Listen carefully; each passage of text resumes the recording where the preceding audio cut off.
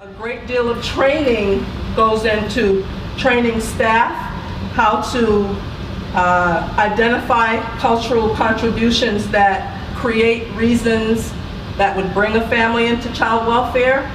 Another example, we train staff to engage families in ways that are culturally sensitive and to be non-judgmental as we help those families work their way out of the child welfare involvement. And another is to conduct cultural assessments so that we can understand and help the family see how whether it's the child rearing practices, whether it is disciplinary practices, how to sort of make some adjustments so that they don't have the same type of problems going forward. And so those are some of the ways that we work to make sure that the staff are culturally responsible. Now, a major area that still needs a lot more work and a lot more focus is that our agencies need to be more racially sensitive. They need to take into account the type of disproportionality and the number of black and brown children in the system. And in doing that, they need to hire staff and agency leadership that reflects the population that the agency serves. So there are a number of ways that cultural responsiveness needs to play out when we're working with our children and families. And so I just sort of wanted to provide some context in which we have this conversation. And the one thing that I can emphatically say to you is that there's a lot more work that needs to happen when we're dealing with our families. And I should add, aside from values, traditions, and beliefs, poverty. You know, there's a major role that poverty plays into the situations and conditions that bring our families into child welfare. And so are there any questions or comments about anything that I've said? I know you've had a really long day here, and it would be helpful if you could sort of engage us as we have our panel discussion. So any comments about or questions about anything that I've said? Yes. Good to see you. How are you? I'm very good, thank you. How are you? Wonderful. Quick question. Could you just talk to us about the whole idea of how do you determine the whole shift into evidence-based cultural competences in child welfare? Wow. I asked for it, didn't I? Yes, you did. So, we are in a climate where interventions are moving more toward evidence-based practices. And what do we mean by that? These are scientifically researched, tried with evidence that the interventions work. Now, what kinds of interventions are we talking about? We're talking about very regimented, strictly structured practices where the casework staff are given specific directions and supervision as to how to guide families to a positive outcome. And so there are theories that those evidence-based models are not culturally sensitive and culturally responsive. The researchers, on the other hand, will say that we have given a lot of research and studied these models and implemented them, and we have evidence that they work on all families. And so, as always, there are two perspectives on how that works. The one thing that I can tell you is that being a child welfare specialist, I know that we need a lot of different tools to help our families. So some of those evidence-based models may be useful for certain families, but not for all. In fact, some of those models are so structured that they sort of select and handpick the families that they can almost be sure that they're going to have a positive impact on. And then there are those, some families that may not fit a lot of the models, you know, if that makes any sense to you. But, so, thank you for that question. Now, I do want to engage our other panelists here, so let's bring them in. I would just like to add to that, because a lot of the evidence-based practices, I'm a practicing clinical therapist, so I see a lot of kids as well. Aside and apart from working with Connect, we are primarily a domestic violence prevention agency. Some of the evidence-based practices or theories are not really based on human subjects all the time. When I say human subjects all the time, is because you take a selection, as she was saying, and it's not really always a random selection.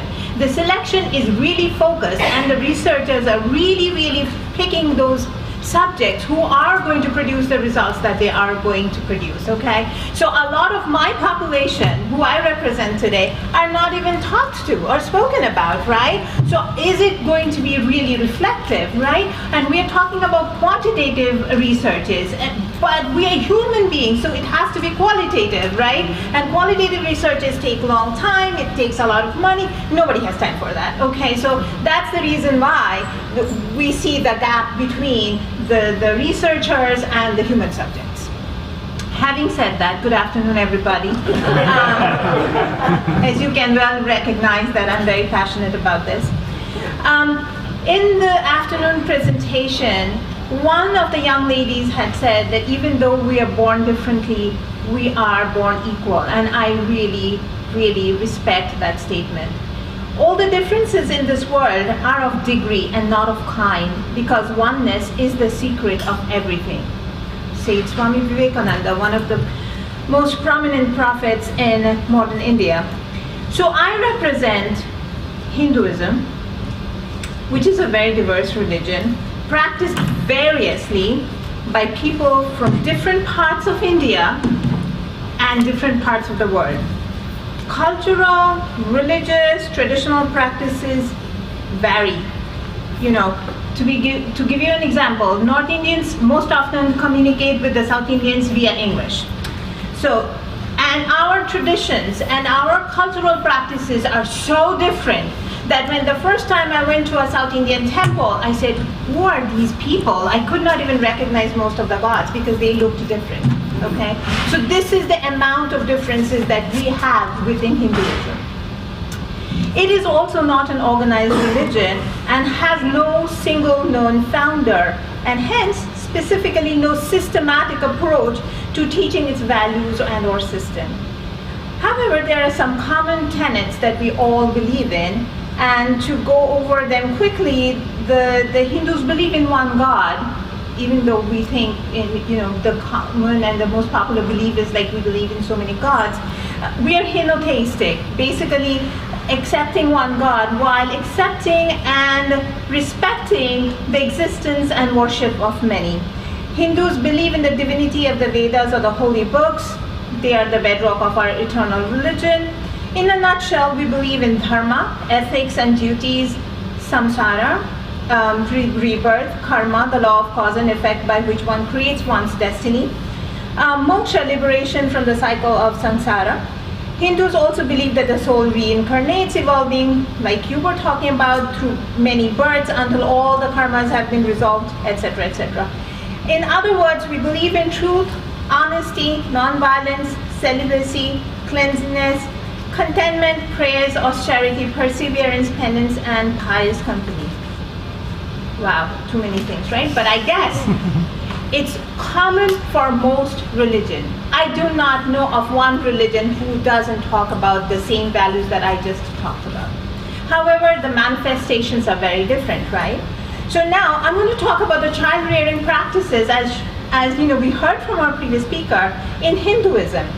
Now, childhood is viewed as a very sensitive time in Hinduism, okay? It's also a time for education, brahmachari. You're supposed to only focus on education. So the environment, and especially the parents, are believed to play a very important role in a child's development, okay? Now, in a family, there are different roles played by different parents, right? So what are the roles of the mothers? Mothers are the primary caregivers, disciplinarians, and physical punishment is not so uncommon. But it certainly varies from family to family. Not everybody is whipping their child to bed. Not everybody is throwing their kid out. But at the same time, is there a possibility that a child gets spanked? Absolutely. But the mothers are nurturers and often the self-sacrificing ones, that they will stay behind, that they will not pursue their careers because they want to rear their kids first, so dedication, they dedicate a lot to their kids, okay? And they enjoy a certain level of closeness with the kids and often feed them, ACS will frown upon that, bathe them till they're fairly old, okay? So that's a problem. And I'm coming to the other one, which is a big problem with ACS. In many families, co-sleeping with both parents and or grandparents are not uncommon and are often regarded as the norm. It's okay, it's natural to sleep. If the parents don't want the kids, it's the grandparents. Okay, the kids go to the grandparents and sleep with them. It's accepted, it's okay, but here it's not. But a strong bond is thus enforced between both the parents and or the grandparents and the kids.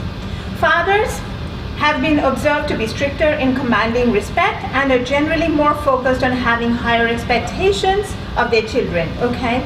So they tend to focus less on making a child feel good about them, but they put a lot of pressure, expecting a lot in return from the kids. As far as education is concerned, upholding the tradition is concerned, so family is also very important. We all know from certain parts of the world that everybody that we know who happens to be a family friend happens to be our aunt and uncle, okay? And they play a very big role in our lives. It's not just, we call them auntie or uncle, but they play a very big role in our lives, okay?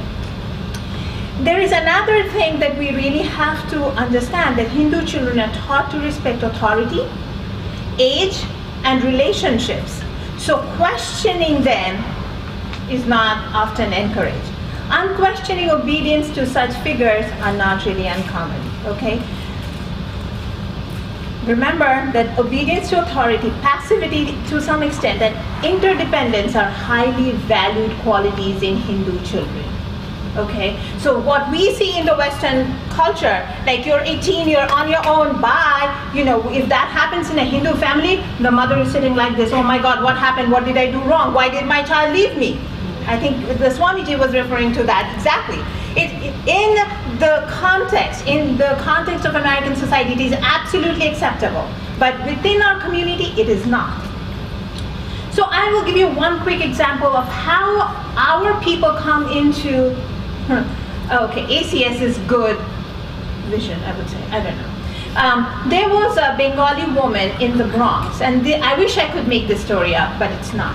So she was wearing glass bangles. As you see, I wear many bangles. She was wearing a glass bangle. Something happened. She hit her child. There was a scratch, okay? The child goes to school. The child is asked by another friend, what happened over here? My mom hit me. She was not even thinking. Teacher overhears, brings the child into her room, calls the counselor. The mother is brought into school. The mother doesn't speak the language, okay? An interpreter is on the line, over the phone, okay? Language line, all right. So now I'll give you two words. Bengali word for bangle is churi. Churi, okay. And the other word is for a knife is churi. What is the difference? Churi and churi. The interpreter over the phone hears churi, meaning a knife. It is interpreted that she cut the child with a knife. She was arrested. A $20,000 bond was posted, okay? Newly immigrated family, didn't have the money, didn't have the resources. And as I speak here today, I was in another martial law retreat when I got the call from the Bronx community. And they said, can you do anything? I said, absolutely not, because she has been booked already. Can you call the DA's office? The DA cannot do anything until and unless she's arraigned. I can go in and testify. Okay, so this is one way that the child comes into Child welfare system. can you believe that? And or a preventive organization. Now, nobody has real understanding of the culture. Nobody understands what really transpired. The language, and technically to cover their behind, they would definitely say, oh, we had an interpreter on the line. Yes, you did. But how it was interpreted, what was heard over the phone made this big difference, right? And this poor woman who had not seen the courthouse in her entire life ended up in prison for cutting her daughter with a knife. So this is how it happens. And when such kids are placed in foster care, what happens? She was only 11 when she was placed in foster care.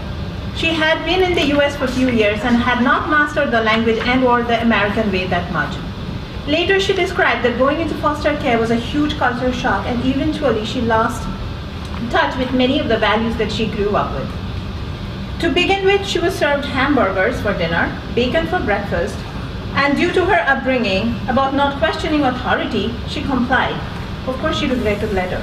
But also, she did not understand the meaning of hamburger. She had eaten chicken burgers, okay? So that was a difference. Not all Hindus will shun meat, but a lot of them will not eat beef or pork, but definitely would eat chicken. So, a burger didn't make much difference because she didn't know better. And she was told that she needed to take a bath or a shower at night before bed so that she can be ready for school in the morning. That's now diametrically opposite to what Hindu kids are taught at home. Like, you wake up in the morning, you take a shower, you bow or you do a small prayer, and you go to school. So this is exactly the opposite thing that you're being taught, completely throwing away all that she was raised with. Bedtimes were also very difficult, as she was assigned a room where she had to sleep by herself. This was the first time she was sleeping alone, and there was no one to explain the new rules to her and will comfort her. She could not go to the temple that she had gotten used to visiting. Instead, she was taken to a church where she sat with the rest of the family and did not know what was going on. So imagine, what transpired is a very simple incident. How she ended up in a foster care placement is something that we all need to think about. Can we all make a difference? Absolutely. How do we make a difference? I think it's not even cultural competency. At this point in time, we cannot talk about cultural competency, because you know what? I certainly cannot guarantee I know everything about everybody's culture. We have to start thinking in the lines of cultural humility, that I go in accepting that I know nothing about that particular culture, that I will learn from you, and I will take you as my guide in establishing some of the principles and rules that I'm going to implement for that particular child.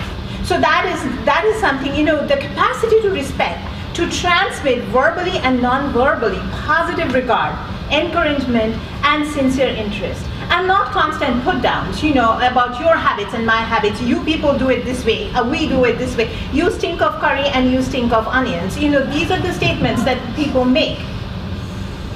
And kids face that on a regular basis in schools, in institutions. So when they are taken away, when they are placed in foster homes, imagine the trauma that we cause in them.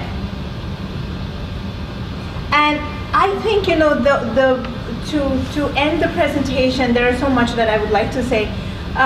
We have to have the capacity for role flexibility, to be able to get a task accomplished in a manner and time frame appropriate for the person.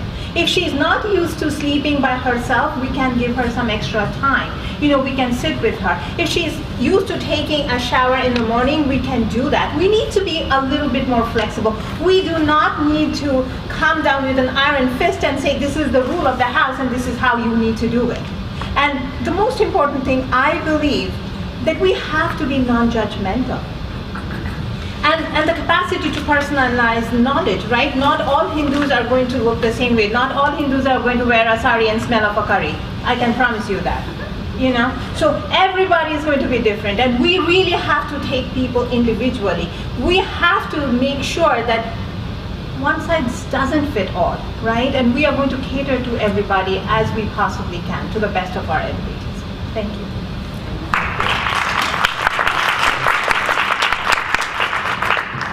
So, are there any comments or questions? That was really a lot, and I'm sure you resonate with some of what's been said.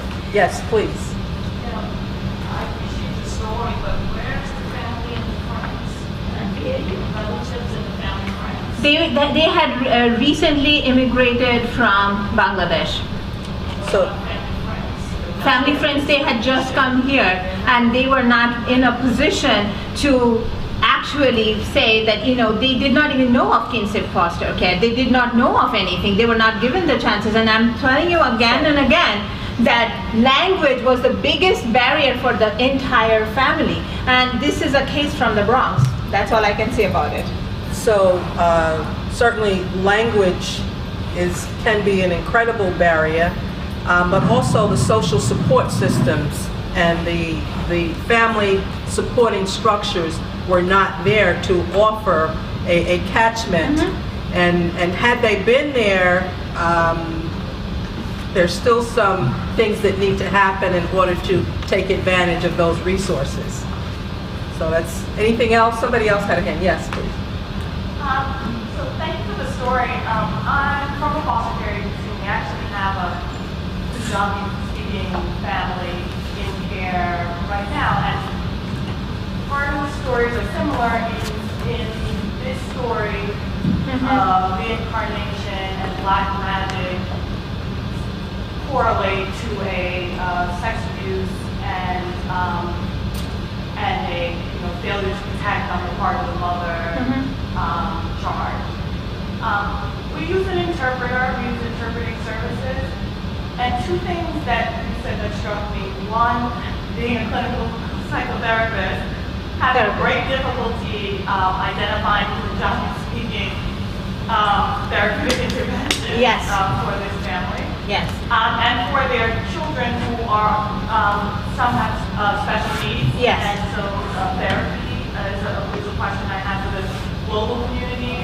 Part of HIPAA requirements is that people can accept or reject treatment. Right. And then you have to offer an alternative, but we rarely have the kinds of alternatives that conceptually are out there. And so that's one. The other is that in terms of agencies recruiting of a community to make a placement match that isn't going to create those the challenges that were presented in displacement. Unfortunately, this case has actually been in our care almost a year, and it's not a culturally responsive placement. And I wonder what opportunities there are to develop a Punjabi-speaking foster parent. To be honest with you, I think this is a growing community, and a lot of us are not even aware of kinship foster care, about fostering. A lot of people don't even think about it, and it's a lack on our part. We have not developed those resources, to be honest with you. There are only few Punjabi-speaking therapists in New York City, and I think one of them is in the audience right now. But I don't think she sees kids, and I think she would be. You do? Okay, she does. So that's one of them over there. So it's only a few. Like I can actually count on my left hand how many are there. So Mariam is one of them. And to be honest with you, very few of them do the kind of work that is required. Number one. Number two, a lot of people from my community do not want to go for the services. That is our fault. I would actually say that. They don't want to go for the services for the lack of stigma, for the fear of stigma, like honor, shame, whatever have you. So that's there. But one thing I would say, outreach needs to happen in gurudwaras if you want Punjabi foster families. Okay, they are very lovely people. They would actually open their hearts and their doors, but a lot of them are not aware of what they need to do. So that is one thing I would recommend, reaching out to the non-Abrahamic communities, as I always say, because a lot of things are done in the Abrahamic communities, like in the sense in the churches, in the mosques, in the synagogues. But how many times have any agency reached out to a Hindu temple, to a Buddhist temple, or like these are the places, or a Gurudwara, these are the places that you guys need to go? Thank you. Just to make two comments, maybe from a foster care agency perspective and the recruitment of foster and adoptive parents. And I appreciate the passion and the positions because I think they're very valuable. Part of our challenge in the system is we are not equipped to handle all of the nationalities and cultures that are needed. So it is essential that foster and adoptive parents be bilingual, fluent in English additionally. So that becomes a challenge for us. We have lots of people who have the heart, but if they can't communicate with the children or the people, can't be of service. And the other thing, and we've encountered this in the Lower East Side with many of our Chinese families, is that they only want Chinese kids. Well, MIPA, the Multi-Ethnic Placement Act that Christina Daly mentioned earlier, prevents us from saying, like, oh, well, we can only do. Oh, they can. Thank you. I thought I was talking really loud. So I was saying that the Multi-Ethnic Placement Act, if you all remember this morning, Christina Daly was saying, from an ACS perspective, we can't say we have a Punjabi child or we have this type of child and we need this type of parent. So when foster parents are trained, like they have to be open to all types of children. Exactly. Yet we have other cultures that say, well, but I'm only going to take these children. And so those ideas and those laws that guide us are diametrically opposed to what really needs to happen for family and children. And so as we approach the 20th anniversary of MIPA and ASFA and all these things that are guiding child welfare practices now, this conversation has to be addressed, and we have to challenge the belief that went behind making these regulations, because the regulations are actually now stigmatizing the children and families in this culturally diverse society we have today. Thank you. I appreciate it. It's really a good comment. And as I said, we are failing our communities as well. We need to be more educated about all the things that we can do to make these placements happen. And again, language, trust me, when I do all my workshops, the first thing I say, please learn English to most of my people. Not because I want them to forget their language, but because they need to like kind of interact with the mainstream society. Thank you. So I guess this is a very good segue for what I have to say. I just listening to that situation, and I've heard many scenarios like that.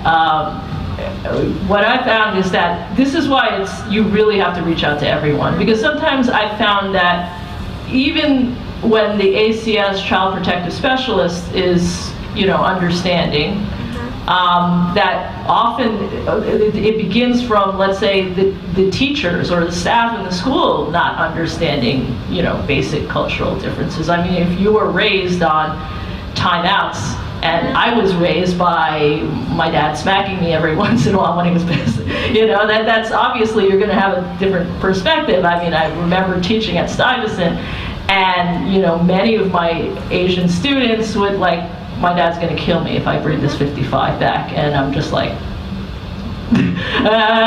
you want me to show you some scars of what my parents used to do? But another teacher would react much differently. So there definitely is, just understanding there are serious cultural differences in terms of how we raise, and this cuts across the board for every social service agency, every school, every government staff. So one of the things that the partnership has been doing, and I talked a little about it this morning, and yes, this is my double header, was that there was some funding, not a lot, but there was some funding to do a certain amount of outreach with immigrant communities called the Cultural Broker. Just to give you a story, 10 years ago I attended an interfaith forum on the court systems, how religious communities can be involved in the court systems. And I remember a West African Muslim father, I'm assuming from Senegal, Mali, Gambia, that area. And because of his limited English, he wasn't really able to articulate what he was trying to say. And he was asking, but apparently his child wound up in foster care. And he was a little concerned about, of course, also the foster parent not honoring dietary restrictions of a Muslim child. But he wasn't really able to say it, and the whole panel of judges had no idea what he was trying to say. So I got on because a friend of mine happened to be an assistant principal at Taft High School, and he would tell me about a lot of children being placed in foster care, West African children, due to harsh corporal punishment practices. And in fact, they would actually, some of the principals would actually sympathize with the parents. And so I said that, and I said, I think this is what the gentleman's trying to say. I could be wrong, but I think this is what the gentleman's trying to say. I looked towards him, he looked back at me and nodded and said, thank you, that's what I was trying to say. So the reason why I'm telling this story is because that's kind of what our cultural brokers do. And our community reps as well. They're able to understand because of shared community. And shared community means either shared geographic community, like I'm from the Lower East Side, was born and raised in this community, I went through all these after-school programs here, and so I know about the community, I know about resources, I know about resources you may not know about. Then there's the cultural component, where let's say you have a family, recently a Fujianese family from China, and they might not be best served by someone who's not Chinese, not Fujianese, but someone who is Fujianese from Brooklyn could probably better serve this family, even though this family from Brooklyn may not know about any resources in the Lower East Side. So that's in essence what our cultural brokers do. They sit in many of our conferences, and they provide support to our families. Once again, I really want to emphasize the importance of preventive service agencies and their ability to understand, having case planners that speak the language.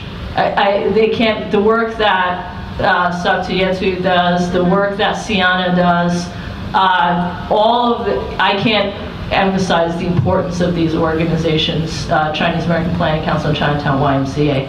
Our cultural brokers sit in many of the family team conferences, and I used to ask the directors, I said, but your case planners already speak the language. What value does our cultural broker really bring to the table? And the way they explained it to me is, well, it's so helpful when one more person who doesn't work for our agency, this neutral person, can say, yeah, what we're trying to tell ACS is actually true. And when you have that other person say, yes, this is common in our culture. I was left alone at 10 years old with my 6-year-old little brother because my mom had to work at night and my dad was away in Ohio. And so I can speak, I think I'm going to pronounce her name correctly, Swami Paramashananda. Okay, he spoke earlier about the importance of college students. I agree with you, because those college students are that wonderful link between adolescents who are raised in this new environment and their parents who are still used to an old culture. And I think they can be a very important resource in helping to bridge that gap, because they're able to understand both cultures and they understand what the kids have gone through. So they are able to support families, sometimes educate the families and explain to them that, going back to what I said this morning, one of the members of the Safa Islamic Center said is that the Quran teaches us to follow the law of the land that we live in. And so it's a way to be able to find your culture, to use your culture and say, yes, I know you've been used to this way, but now you're living in a new country with different laws, and maybe we can find a solution to adjust. Not completely change, just adjust. Yeah, and they play that role. They can also play that important role of saying, no, actually, because let's be honest, some people can use that as, in fact, I remember that day when I was at that forum one of the judges, one of the judges just reacted and she said, well, I don't care. Domestic violence domestic violence may be acceptable in their culture, but it's certainly not acceptable here. And I'm just reacting like, but we're not talking about domestic violence right now. We're just talking about differences in raising children. Another judge said, well, you have to understand that if a father decides to punch his son in the face, it may be common in his culture, or it may be some guy using an excuse that, well, this is common in my culture. So that's the other value of the cultural brokers and how they can at least give our social service providers a better understanding. The other way that they've played a very important role is, yes, we've talked about bad interpretation, mistakes that are made in interpretation. Well, interpretation is a very difficult skill, to say the least. Previous to this, I advocated for more medical language interpreters in Spanish at Presbyterian Hospital. And there's definitely different models. Well, we had a situation one time where one of our cultural brokers sat in a follow-up conference, and they asked the family, would you feel comfortable, they asked the father, would you feel comfortable living in a shelter? The interpreter actually said apartment. And so the father said, oh, okay, yeah, I can live in another apartment. And then our cultural brokers stepped in and said, no, he's not asking you to live would you feel comfortable living in a shelter apartment? He's asking you, would you feel comfortable living in a shelter? This was also through the language, and of course immediately he heard this, and he's like, no, that's not, no. So this is, again, the value of our cultural brokers, again, is to be able to hear, is to be able to tell whether the interpreter has done mistakes that the interpreter has made. In this case, it was language lines. So one of the things that he actually did is he actually wrote down in Chinese. So they gave him this piece of paper in English. He wrote it down in Chinese so that the father could actually tell what was going on. So, and those we've heard situations, this is where we didn't have a cultural broker because it was a child safety conference, where they didn't even realize that the father only spoke Fujianese. They brought over a Mandarin interpreter. The father didn't speak, and the father had very limited Mandarin, which means if you have any understanding of Chinese society, if he doesn't speak Mandarin very well, there's a good chance he's also illiterate. And so we didn't even realize this until the follow-up conference, and even the ACS staff were getting really frustrated with this interpreter because she didn't say anything. She didn't say, no, I can't do this. The father doesn't really understand Mandarin. You're probably better off with a Fujianese interpreter. And had a cultural broker been there, the outcome of the conference would have been much different, and the families would have been supported. I do have to agree. We can't serve every culture, but we do have to be aware of some of these differences. And but just going back to the point about foster parenting as well, we really, ACS and the foster care agencies, we really do need to rely on all of you to help people understand the importance of foster parenting. I mean, personally, as they say, an ounce of prevention goes a long way. My belief is to support the families as much as possible so the children don't wind up in care. And if they wind up in care, then the next step is to try to find a kinship caregiver. That should be first and foremost. But for those parents who don't have those resources, there really needs to be homes that are available. And I actually made copies of Khalid Latif's. He wrote, Imam Khalid Latif of NYU. He actually wrote a wonderful Ramadan reflection about the importance of Muslims becoming foster parents. And one of the things I love what he wrote was, I don't want you becoming a foster parent just because you don't want to see a Muslim child wind up in a non-Muslim home. I want to see you do it because it's just the right thing to do. So we are counting on you. ACS keeps on calling me. I need to find a Chinese-speaking foster parent. I don't know of any. I'm sorry. What do you expect me to do? Pull one out of a hat out of nowhere? And we really are counting on all of you to reach out to your congregations. And we do understand not everyone can be a foster parent, as we said before, but for those who are willing to make that sacrifice and see the value of it, we do need the different faith communities to step up and ask their members to open their hearts. Okay, thank you. So we're going to take 1 or 2 questions before we wrap up. I know you guys have had a really long day, absorbing a lot. Any questions for the panelists? Yes.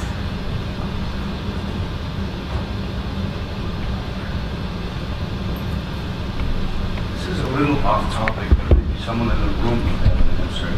We watched the presentation after lunch, some dancers. It was very moving. One of the characters said, "I've been moved 5 times this year," or something like that. What happens? Does this happen? Is this common? And why does it happen? So that happens too often. Yeah. There are attempts to minimize that, but there are so many reasons as to how that go into having numerous placements.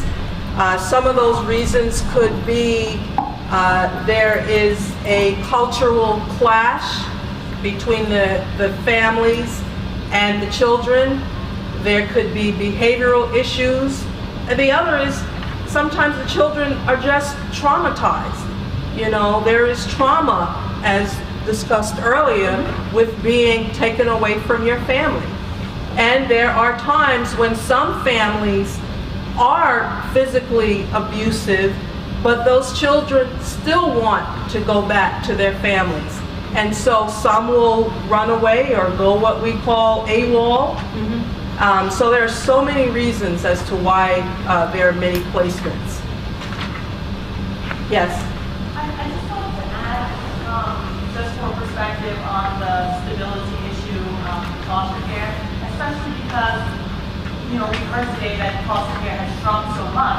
And so what that means is that the children who could have stayed out of foster care are out of foster care.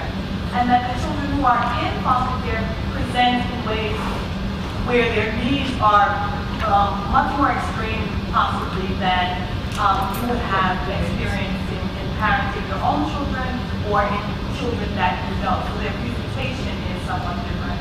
And so one of the things that we find about stability includes that parents are afraid. They're afraid that their children's needs will become similar to the children that they're caring for, so that they ask for the child to move for that reason. And they're also afraid that you know, they'll get an OSI investigation, or that's an investigation where you're now the subject of an abuse or neglect report. And so that's some of the reason that many people choose not to become foster or adoptive parents, because they're concerned that just the association with a child whose presentation has so much need in it will affect them personally and possibly affect their children. So that's an important point. I know for us at the school, what's important to us is a matching process, which begins for us in a survey about parenting ability, parenting talent, your presentation in terms of your personality, the conditions of your home, and its welcome, its ability to accept and address those, you know, unique kind of talent to address special conditions. You need kind of, particular abilities and skills. And sometimes someone said today you don't get an education in parenting. One of the ways you can find out what your tolerances are is to take a survey about your parenting abilities, your tolerances, what your skills levels are, and what you're willing to learn about. And so that's what makes the opportunity to be successful as a foster or adoptive parent, even in the face of very particular needs and specialty needs or techniques in the realm of parenting. That's great. Thank you, Susie. So we're going to take one more, and then we are wrapping it up.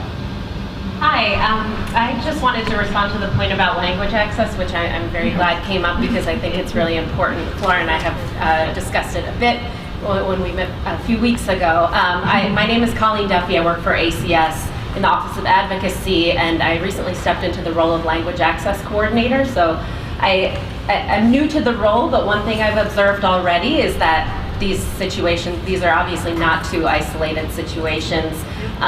One thing I think is important is getting more of this information into a form where we can provide the data to people who are in a position to make a change about practices that are resulting in these situations. So I have my contact information and would welcome anyone to reach out to me if they see something like this coming up in their work. Thank you. Excellent. Thank you. And so on that note, we, as a child welfare specialist, we know that there's a lot more that we need to do. We're not there yet, so part of being responsive is to take in the information and to hear what you've said. And I think someone said that there are laws and legislation that are diametrically opposed to what needs to happen in order for us to really meet the needs of children and families. And so we need to take that in as well. And thank you for your contributions and listening to our discussion.